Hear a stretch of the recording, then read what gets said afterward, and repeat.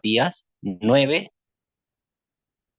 como te decía, de cada 10 pacientes que tienen valvulopatías, de cada 10, 9 son de corazón izquierdo. Entonces, las valvulopatías del corazón derecho son muy raras porque no suelen presentarse, no sean de presentación muy frecuente, ¿ya? Y en realidad, básicamente sigue la misma fisiopatología, ¿no? O sea, vamos a tener las válvulas y vamos a dividirlas entre estenosis y insuficiencia. De acuerdo a ello, los síntomas, los síntomas que van a producirse, ¿ok? Entonces, para que podamos entendernos también un poco respecto a valvulopatías del corazón derecho, o sea, casi siempre son secundarias. Y por ejemplo, cuando hablamos, por ejemplo, de fiebre reumática, ¿no? Recordemos, ¿cuál es la válvula que más frecuentemente se afecta por fiebre reumática? La mitral, pero también puede afectarse la tricuspidia. Pero ahora, casi siempre, para que se afecte la tricuspidia, la mitral ya debe haber sido afectada, ¿ok? Entonces, como les dije, corazón derecho es muy infrecuente las valvulopatías. Cobran una mayor incidencia en usuarios de drogas endovenosas, ¿ya? Tanto para la endocarditis, tanto como para la valvulopatía, pero igual su presentación es muy baja. Ya, aún así, igual vamos a ver algunas características de ellos, pero como les dije, la parte más funcional e importante y lo que más clínica te va a dar es corazón izquierdo, ¿ya? Bueno, la válvula pulmonar. La válvula pulmonar, la siguiente, por favor, ¿ya? La válvula pulmonar, es importante siempre tratar de ubicarnos, porque de acuerdo a dónde nos ubiquemos, van a ser las manifestaciones. Entonces, la válvula pulmonar naturalmente va a estar entre el ventrículo derecho y la arteria pulmonar, ¿ok?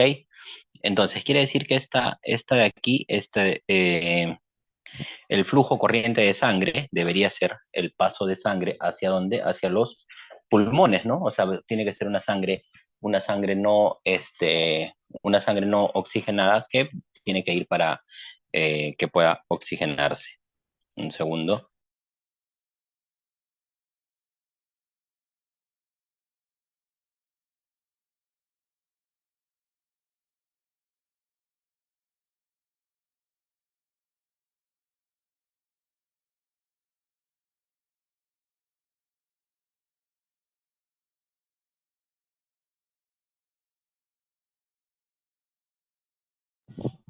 Ya, disculpen.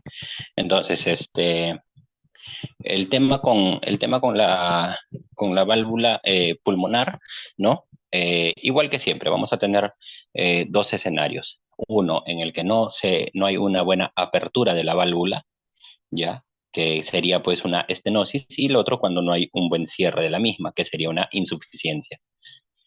De acuerdo a ello y de acuerdo al flujo sanguíneo, ¿no? A la dirección del flujo, la resultante del vector, vamos a esperar el tipo de soplo, que naturalmente, eh, por un tema de, de volumen, por un tema de fuerza, ¿no? O sea, ya sabemos que el ventrículo izquierdo se contrae mucho más fuerte que el ventrículo derecho, ¿no? O sea, genera más presiones.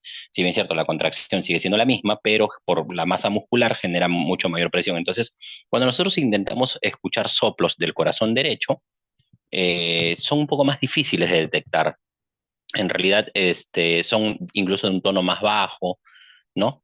Pero bueno, eso ya es en la parte práctica, ¿no? Igual le tenemos que decir cómo son las cosas. A ver, la siguiente, por favor. La verdad es que no. Ya, en la siguiente. Entonces, estenosis. Ya sabemos básicamente que se refiere a que, como bien dice siempre en las primeras diapositivas, la estenosis es que no hay una buena apertura de la válvula. Y como siempre les he dicho, o como les he estado tratando de mencionar, el tema de las valvulopatías pulmonares, específicamente la pulmonar, porque la pulmonar es la que menos se describe en realidad. Incluso podemos encontrar más literatura sobre valvulopatía tricuspidia, pero valvulopatía pulmonar es muy, muy difícil porque casi todas son alteraciones cromosómicas, o son alteraciones congénitas, que naturalmente, al ser de repente incluso muy, muy severas, yo qué sé, pues una transposición de grandes vasos, incluso llegan a ser a veces hasta incompatibles con la vida, ¿no? O que necesitan pues una cirugía correctiva, muchas veces intrauterina o inmediatamente al nacimiento, ¿no? Sin embargo, sí es cierto, hay veces en que se pueden presentar en edades, pues, de una edad media, ¿no? Como les dije, de repente, eh, algún tema de endocarditis, algún tema de infecciones, pero la verdad es que es bastante rara la presentación. Pero bueno, eh, dentro de los factores genéticos, como vemos ahí, alteraciones cromosómicas, que es lo que les estoy diciendo, rubiola congénita, como ven, en el tema del crecimiento normal de las cuerdas tendinosas, o como ven, casi siempre son, o por ejemplo, tumores mixomatosos, ¿no? Que van generando eh, obstrucción extrínseca, ¿no? Bueno, la siguiente, por favor, vamos avanzando. Ya, eso es básicamente la fisiopatología, ya. Entonces, pero antes o sea, para que podamos entender la fisiopatología, lo que quiero que entendamos es el flujo, ¿ya? ¿Y qué es lo que ese flujo y sus vectores y sus resultantes van a ocasionar? Listo. Yo tengo la sangre en el ventrículo derecho, tengo la puerta, que vendría a ser la válvula pulmonar, para separar, digamos, de la arteria pulmonar. Perfecto, hasta ahí vamos bien. Ok. Si el ventrículo derecho se contrae, ¿no? En un sistema normal, yo debería esperar que la sangre vaya del ventrículo derecho hacia la arteria pulmonar, ¿no? Y a través de esta hacia los pulmones. ¿Estamos de acuerdo? Eso es en un sistema ideal. Listo.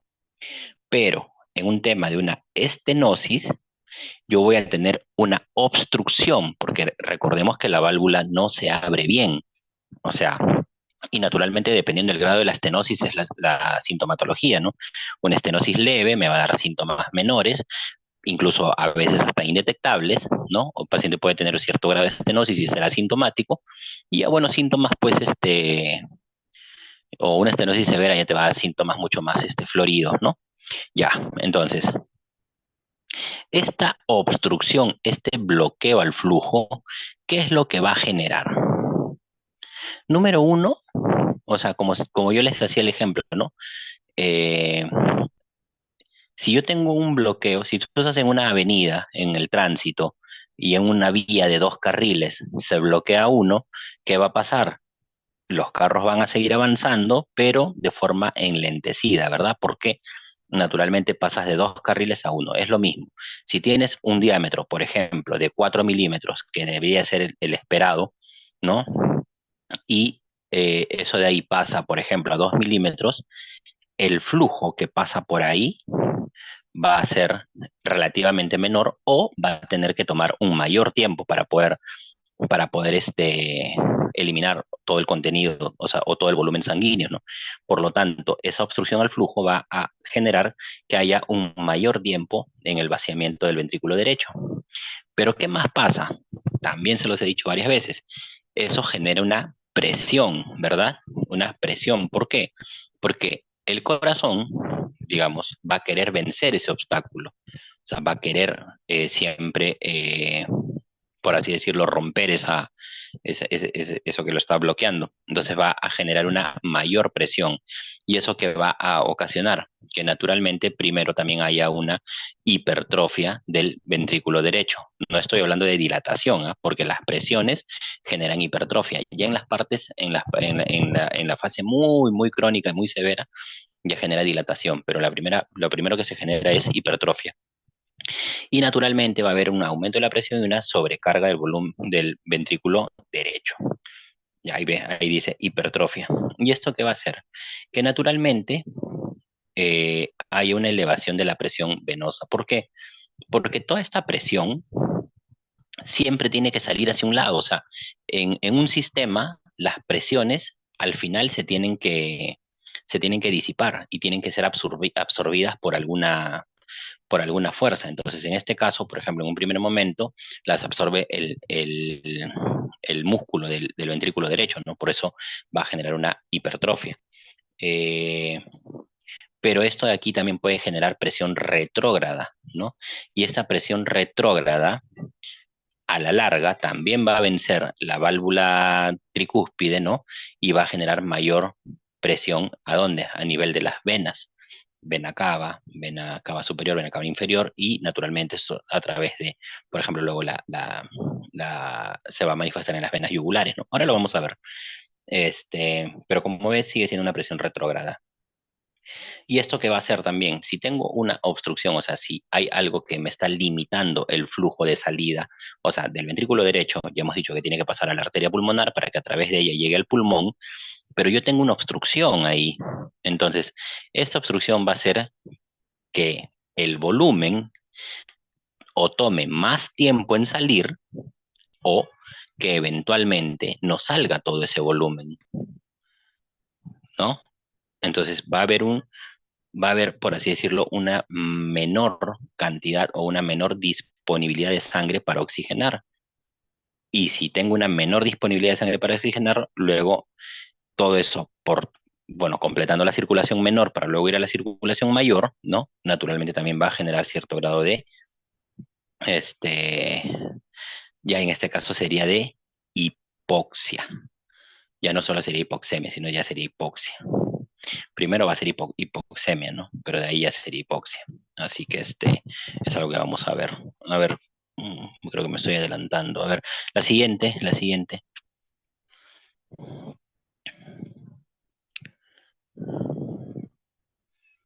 Siguiente, por favor. Ya. Mira, ahí en las imágenes lo que podemos ver es la cianosis distal, ¿no? La cianosis distal que, como les dije, o sea, va a haber una menor oxigenación de la sangre y naturalmente se tiene que traducir, ¿no? O sea, te completas la circulación menor, llega al corazón izquierdo y como no es una sangre que ha sido totalmente ventilada, ¿no? Eventualmente pues vas a generar una cianosis distal. ¿Qué más ve? Vemos en la imagen de abajo a la izquierda, naturalmente la ingurgitación yugular, ¿no? O sea, se nota que por las presiones que se van a generar de forma retrógrada, esto de todas maneras tiene que manifestarse y vamos a tener un aumento de la presión eh, venosa y esto de aquí se traduce en una ingurgitación yugular. El tema del dolor precordial, sí, el tema del dolor precordial puede presentarse, pero en realidad no es muy específico. Vamos a tener angina, sí, también vamos a tener angina, pero no es una angina muy característica. Recordemos que el tema de la angina más viene por el tema del corazón izquierdo, ¿no? ¿Se acuerdan cuando teníamos el tema de la estenosis, ¿no? O sea, aórtica que no te permite la buena irrigación de las coronarias, ¿no? O sea, es más específico por ese lado. Vamos a generar edema, sí, porque mira, recuerda que toda presión retrógrada, ¿no? Te va a generar una insuficiencia cardíaca, o sea, una falla corazón derecho. Y cuando hacemos una falla corazón derecho, recuerda que a nivel de la aurícula desemboca la vena cava superior y la vena cava inferior. La vena cava inferior viene de todo lo que vendría a ser el tema del, de todo lo que vendría a ser el hemicuerpo derecho e inferior, ¿no? Entonces, eso va a generar pues un éstasis, o sea, una presión retrógrada que naturalmente se va a transmitir a lo largo de todo el circuito venoso y va a generar, el paciente se comienza a encharcar y es lo que vamos a ver con el tema de los edemas blandos normalmente, ¿no? Una de las características también tiene, bueno, ya han visto ustedes edema, creo en semiología general, el edema, o sea, el edema cardiogénico es un edema blando, ¿no? No es un edema duro, ¿ya? Por eso es que el edema cardiogénico te permite justamente ese signo de Godet, ¿no? O la fovea. Ya, a ver, la siguiente, por favor.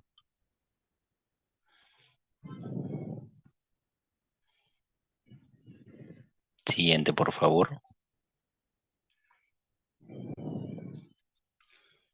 Ya.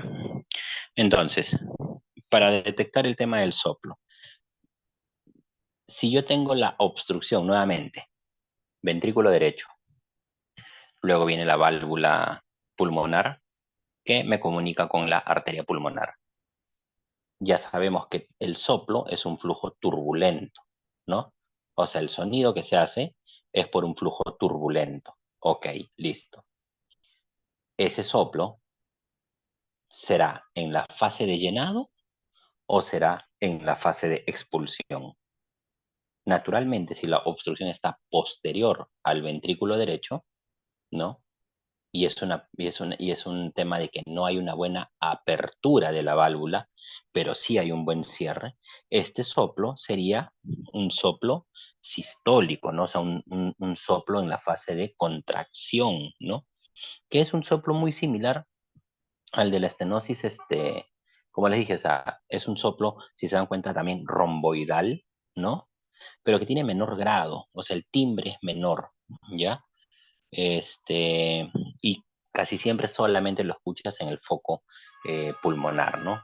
Por lo que también el timbre es más bajo, es más difícil de que haya una irradiación, ¿no? Por ejemplo, si tú escuchas un soplo a nivel aórtico, este puede irradiar al cuello, ¿no? Sin embargo, este aquí no, el pulmonar no. Entonces, normalmente lo encuentras en el foco que lo ocultas, ¿ya? Pero es importante que sepan, o sea, cómo determinar el tipo de soplo de acuerdo a la obstrucción. Entonces, en este caso es un soplo que va a ser en la fase de eyección. Si es en la fase de eyección, quiere decir que es un soplo sistólico. ¿Ya? Listo. El que sigue, por favor.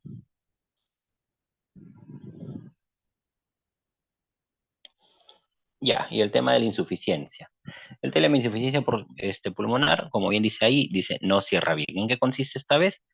En que, ok, vas a tener una buena apertura, no tienes una limitación o una obstrucción al paso de la sangre, pero al no haber un buen cierre, esta sangre que pasó, porque eso es lo que tienes que entender, esta sangre ya pasó a la arteria pulmonar, va a regresar.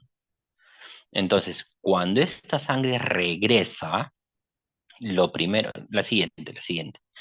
Cuando esta sangre regresa, eh, lo que va a suceder es que ya no estás hablando de que tú necesitas mayor presión. O sea, tú no tienes algo que obstruya la salida, por lo tanto no necesitas mayor presión. Con la presión que el ventrículo contrae basta para eliminar toda la sangre. El problema viene en que parte de esta sangre que ha sido expulsada, como la válvula es insuficiente, es incompetente, va a regresar. ¿Sí? O sea, entonces, si esta sangre regresa, naturalmente la aurícula derecha va a continuar la fase de llenado. Pero adicional a esto, está regresando un flujo sanguíneo. Por lo tanto, aquí lo que va a haber es un mayor volumen, no mayor presión, sino va a haber un mayor volumen. Y cuando hay un mayor volumen, lo que sucede es una dilatación del ventrículo derecho. Entonces aquí la afectación sería que hay un ventrículo derecho no hipertrófico, sino dilatado. Y si yo ya tuve una o sea, ya tuve una fase de contracción donde no tuve ningún problema en que haya una eyección, en que el volumen salga, sino más bien en que esta parte de aquí retorna, ¿no? ¿Y cómo se llama la fase posterior a la contracción? Se llama diástole, ¿no? Entonces, en este caso, el soplo sería un soplo diastólico. De todas maneras, este de aquí es un soplo diastólico. La que sigue, por favor. Listo. ¿Cuáles son las causas? Igual, como les dije, la valvulopatía pulmonar no va a cambiar, o sea, es muy rara. Dentro de las cuatro valvulopatías que hay, es la menos frecuente, ¿ya? Pero bueno, igual tengo que decirles que puede estar afectada ya sea por causa infecciosa, fiebre reumática o degenerativa, pero la mayoría son malformaciones congénitas, ¿no? Así que ahí tienen algunas de las etiologías, sin embargo, lo más común es que sea congénito. La que sigue, por favor. Ya.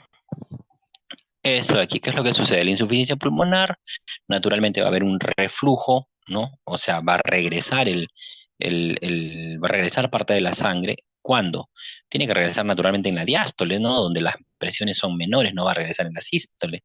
Se regresa en diástole, ¿de dónde? De la arteria pulmonar hacia el ventrículo derecho. Esto va a producir una sobrecarga de volumen, ¿no? Y que naturalmente en la fase posterior subsecuente, ustedes recordarán la fase de Frank-Starling, el mecanismo, a mayor distensión de las fibras miocárdicas va a haber una mayor fuerza de contracción, ¿no? Eso genera una mayor presión.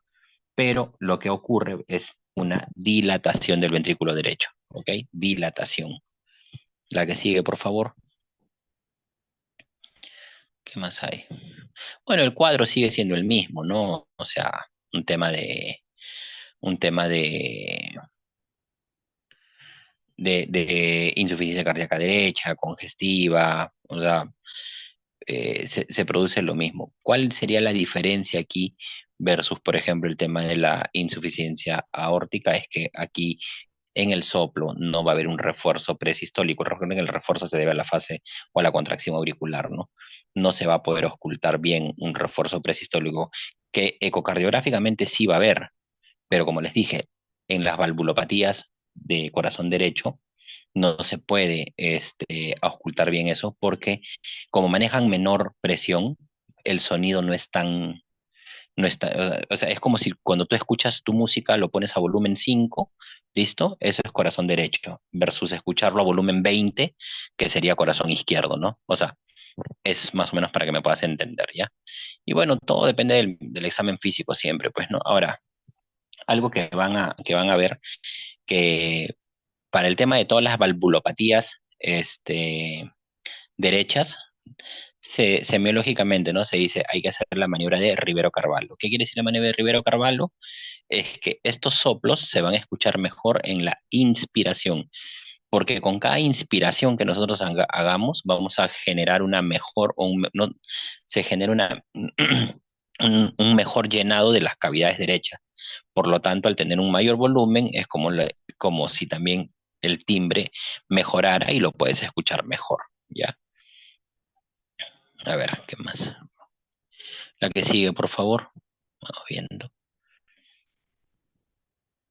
Bueno, ya saben que el tema de los exámenes auxiliares, el gol estándar siempre va a ser la ecocardio, ¿no? La ecocardiografía es lo que manda. Para toda la valvulopatía, el gol estándar es ecocardio. Eso ahí tienen que saberlo sí o sí, así como para IMA tiene que haber un electrocardiograma, igual para soplo tiene que haber un ecocardio.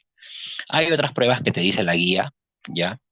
Que bueno, no son motivos y de repente no te las voy a tomar porque no necesitas saberlo, tú tienes que concentrarte en que toda valvulopatía tiene que siempre ir con un ecocardio.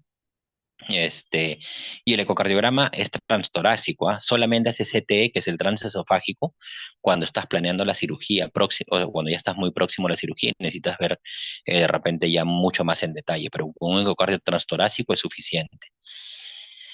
Tienen incluso otros estudios que se hacen también, por ejemplo, se hace tomografía, se hace resonancia, ¿no? Pero no son, digamos, tienen ciertas indicaciones. Test de estrés también se hacen para ver, por ejemplo, ciertas valvulopatías te permiten relativamente hacer cierto grado de actividad física, ¿no? Sobre todo las de corazón derecho, ¿ya? Porque son las más asintomáticas, pero como les dije, ese tema no les voy a preguntar a ustedes, todavía no les corresponde saber eso.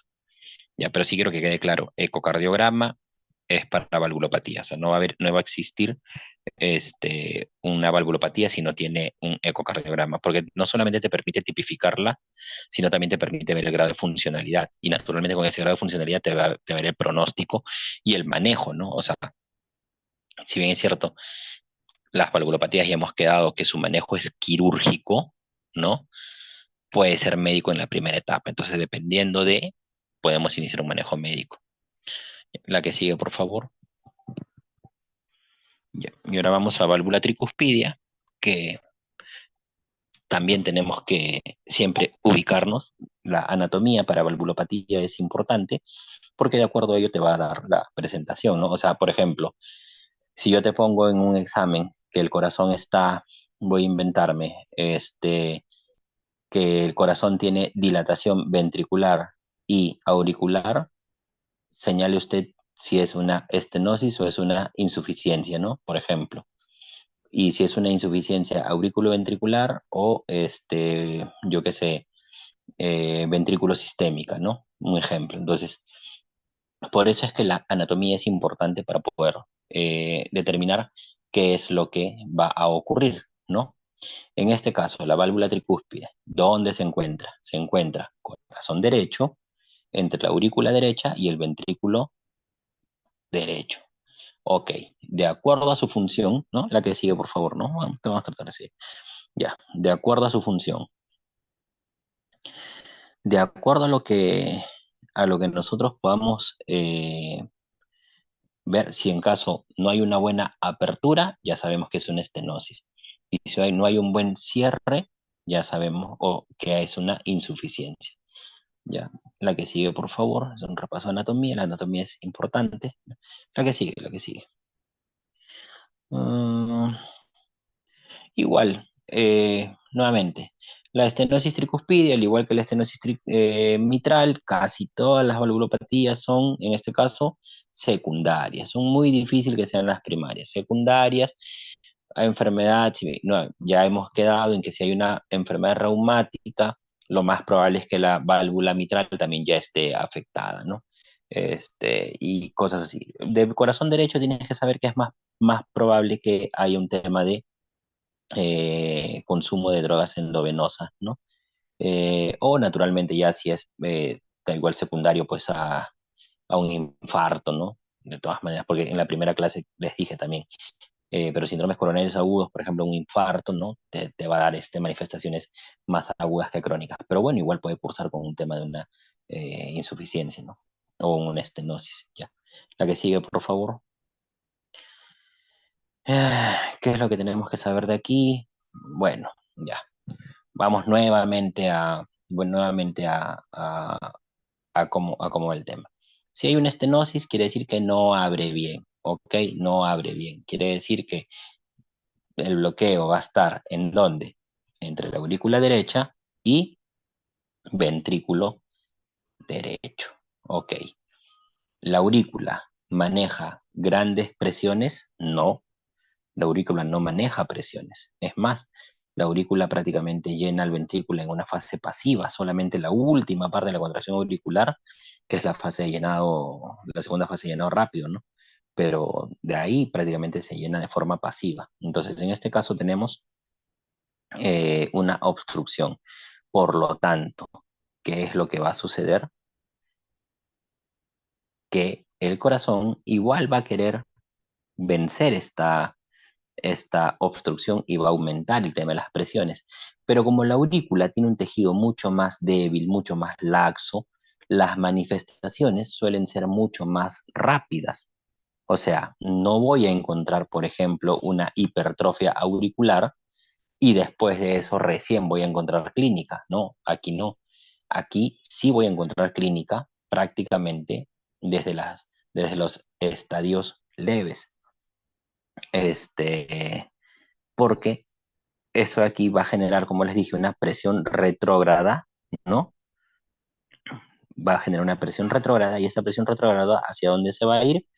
Hacia la vena cava superior, e inferior y hacia todas sus, hacia hacia todas las otras venas que van a desembocar, ¿no? Entonces, se va de todas maneras a ver siempre una congestión venosa. Y recuerden que incluso lo vimos cuando hicimos la parte de abdomen en el tema en el tema de la hipertensión, si era la hipertensión portal, si era poshepática, ¿no? O sea, yo les dije, con una insuficiencia cardíaca, ¿no? La hipertensión portal, en este caso sería poshepática, ¿no? Porque viene del corazón. Entonces te va a aumentar te va a generar más congestión, te va a hacer eh, que haya un reflujo hepatoyugular, eh, el hígado va a estar más congestionado porque va a tener mayor almacenamiento y esto va a generar una hepatomegalia, ¿no? Ya hemos hablado el tema de hipertensión portal y naturalmente la hipertensión portal puede desencadenar en ascitis. Anasarca, dice la literatura, sí, pero para que haya anasarca ya son estadios muy avanzados y normalmente para ese entonces ya difícil que que el paciente siga todavía, digamos, sin que nosotros hayamos hecho nada, ¿no? Así que, como les dije, solamente es ver hacia dónde va la resultante, ¿no? De la fuerza y esta resultante, qué es lo que va a ocasionar, cómo va a ir congestionando y encharcando y naturalmente qué es lo que va a pasar, ¿no? Entonces, como les dije, corazón derecho ya tiene que ver con, por ejemplo, con el hígado, va a haber una hepatomegalia, ¿no? Va a haber ingurgitación yugular, va a haber edema en miembros inferiores, o sea, todo lo que ya hemos visto también en la parte de hipertensión portal se va a manifestar cuando tenemos un tema de una estenosis tricuspidia, porque naturalmente toda la presión va a ir hacia atrás, ¿ya? La que sigue, por favor.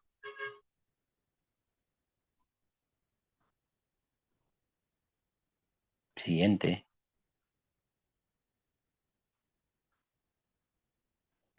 Ya, eso es para que sepan nada más, más o menos cuánto es el área valvular y de acuerdo a ese diámetro esperamos, digamos, la sintomatología, ¿no? O se considera una estenosis tricuspidia leve cuando todavía el área valvular es mayor de 1,4 centímetros cuadrados, ¿no? Sin embargo, ese grado severo es cuando es menos de 0,75.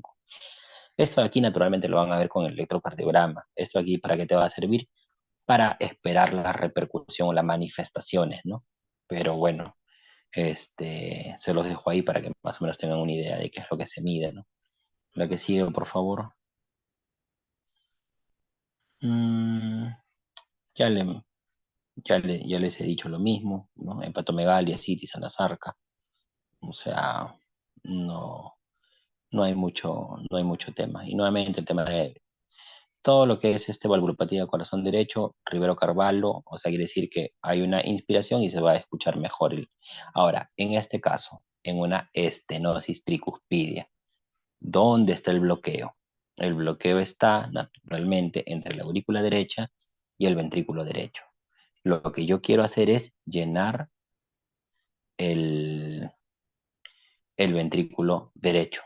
Si hay una estenosis, en este caso, el soplo, ¿cómo sería? ¿Dónde estaría el soplo?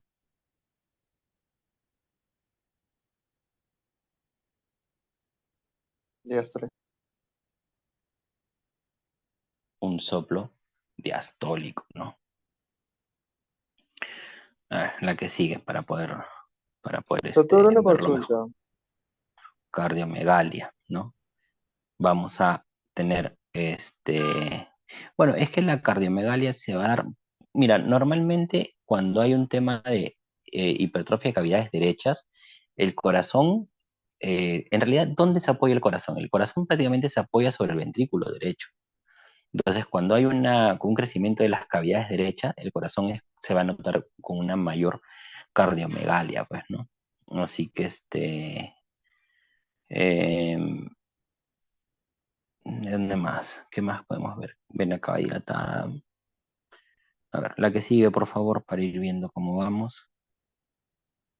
Ya, electrocardiograma, no te voy a preguntar para el tema de valvulopatías, porque no te corresponde. Lo que sí quiero que sepas es que todas las valvulopatías tienen que ver con un ecocardiograma, pero electrocardiograma para una valvulopatía, la verdad es que es difícil y no es el tema de esta clase. Ya, la que sigue, a ver con qué más vamos. Ecocardiograma. No, la que sigue, necesito ver la insuficiencia tricuspidia. Ya, de la insuficiencia tricuspidia, en este caso no cierra bien. Este, en el tema de la insuficiencia, o sea, va a haber eh, tanto una, o sea, va a haber tanto, en este caso, va a haber dilatación tanto del ventrículo derecho como de la aurícula derecha. ¿Por qué? Porque parte de o sea, parte de la sangre que pasa al ventrículo va a regresar.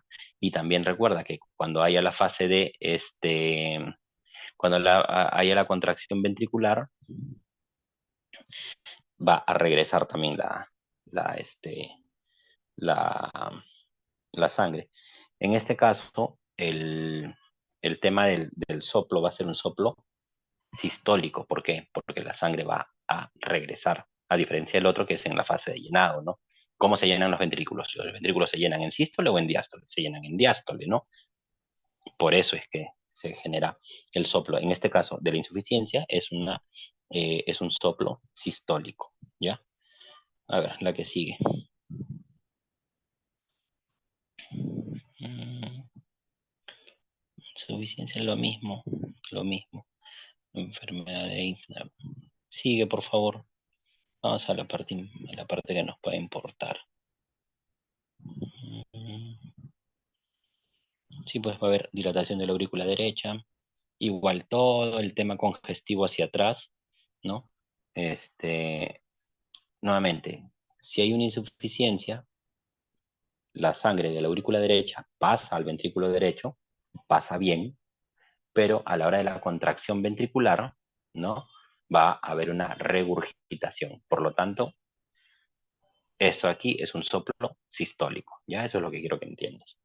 Y que naturalmente te va a congestionar, te va a dilatar la aurícula derecha. A ver, continúa, por favor. ¿Qué más hay?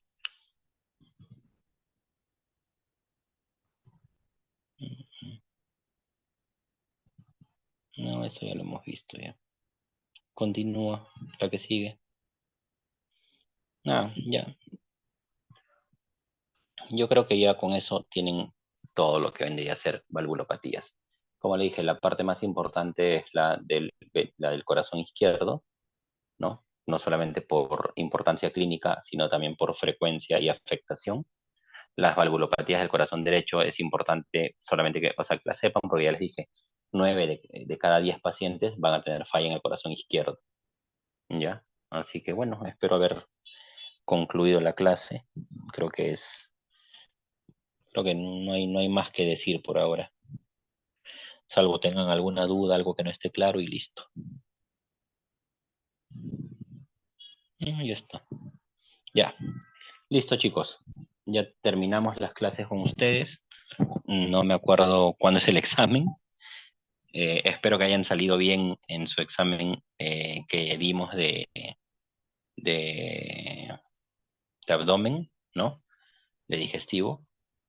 Me imagino que si no he tenido mayores comentarios es porque se corrigieron las preguntas que observamos y de ahí, nada, ya vamos a ver si de repente nos toca coincidir para los exámenes que se vienen, ¿ya?